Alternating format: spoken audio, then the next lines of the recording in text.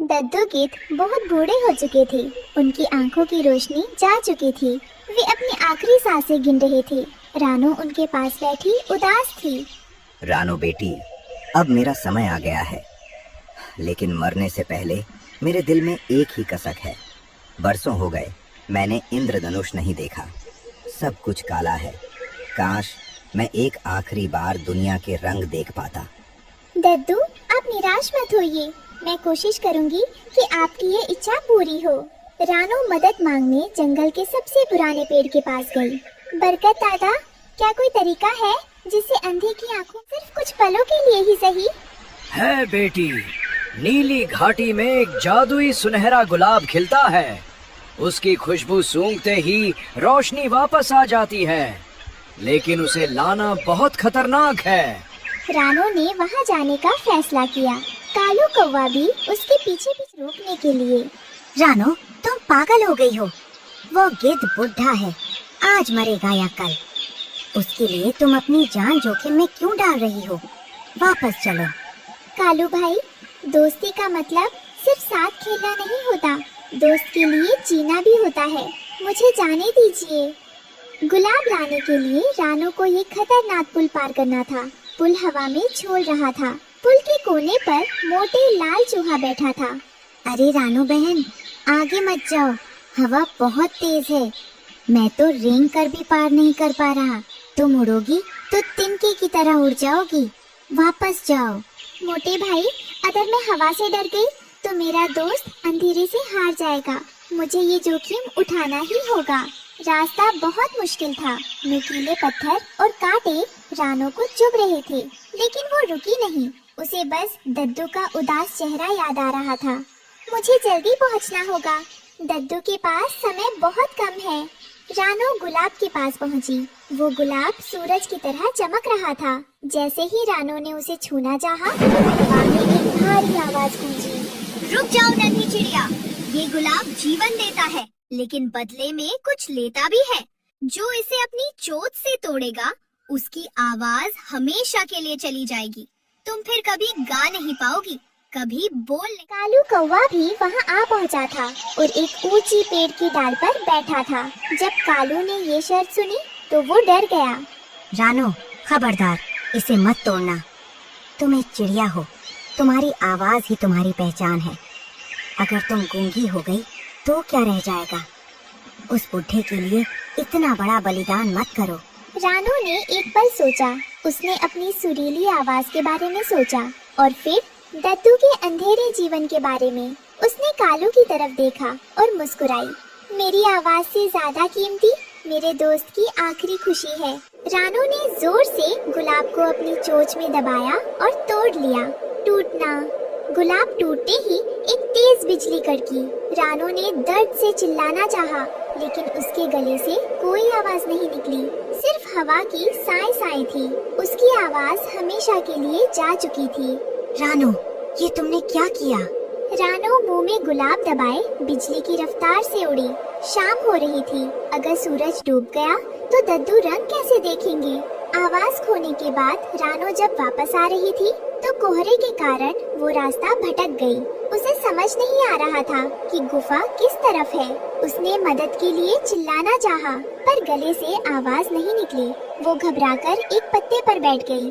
तभी रानी मधुमक्खी वहाँ आई। रानो, तुम यहाँ क्यों बैठी हो? और तुम इतनी चुप क्यों हो?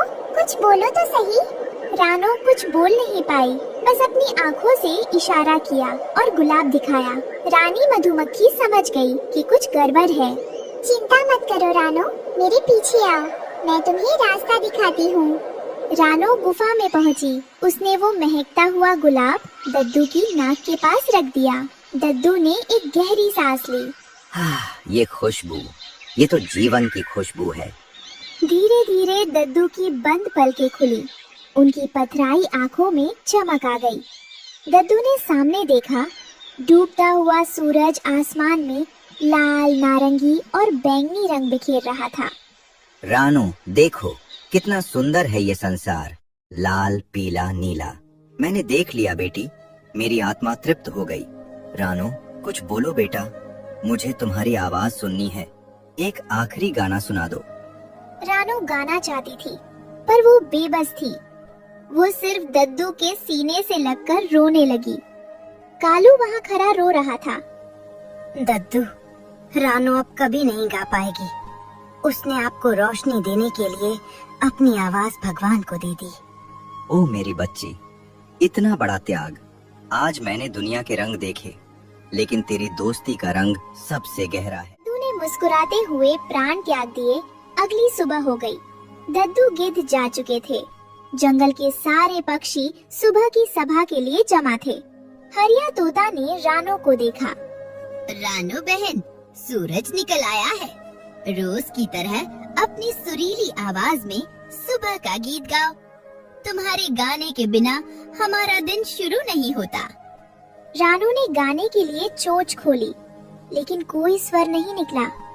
उसकी आंखों से आंसू गिरने लगे। पूरा जंगल शांत हो गया। हरिया भाई, रानो अब कभी नहीं गाएगी। उस अंधे गिद्ध को दुनिया के रंग दिखाने के लिए इसने अपनी आवाज हमेशा के लिए खो दी है। सूरज की पहली किरणें जब रानो के आंसुओं पर पड़ी, तो पूरा जंगल एक अजीब सी शांति में डूबा हुआ था। रानो अपनी खोई हुई आवाज के दुख में सिर झुकाए बैठी थी। तभी अचानक आकाश में वही दिव्य गूंज सुनाई दी जो नीली घाटी में सुनाई दी थी। रानो, तुमने दोस्ती के लिए अपनी सबसे प्रिय वस्तु का बलिदान दिया है। तुम्हारी आवाज भले ही चली गई हो, लेकिन तुम्हारी निस्वार्थ भावना ने स्वर्ग का दिल जीत लिया है। जैसे ही ये आवाज शांत हुई, अचानक रानो के पंखों से एक सुनहरी चमक निकल। वो जैसे ही उड़ी, उसके पंखों की फरफराहट से संगीत की एक ऐसी मधुर धुन निकलने लगी जो जंगल के किसी भी पक्षी के गाने से कहीं ज्यादा सुरीली थी। वो अब बोल नहीं सकती थी, लेकिन वो जब जब अपने पंख फैलाती, हवाओं में वही इंद्रधनुषी संगीत गूंज उठता जो दद्दू गिद्ध ने अपनी आखिरी सांसों में महसूस किया था। मोटे लाल चूहे से लेकर बरगद दादा तक सब मंत्रमुग्ध होकर उसे देखने लगे। रानो, तुम्हारी खामोशी ने तो पूरे जंगल को सुर दे दिए। अब तुम्हारी आवाज सिर्फ कानों से नहीं, बल्कि दिलों से सुनी जाएगी। जंगल के उस सन्नाटे में रानो की खामोश उड़न ही अब सबसे शक्तिशाली गीत बन चुकी थी। रानो समझ गई थी कि भले ही उसने अपनी आवाज खो दी, पर उसने पूरे जंगल को त्याग और प्रेम की नई भाषा सिखा दी है। ये सुनकर हरिया तोता और बाकी पक्षियों ने रानो के सम्मान में सिर झुका लिया। रानो की खामोशी अब जंगल का सबसे सुंदर गीत बन गई थी। इस कहानी से हमें सीख मिलती है कि प्रेम और दोस्ती का कोई मोल नहीं होता। सच्चा साथी वही है जो दूसरे की खुशी के लिए अपना सब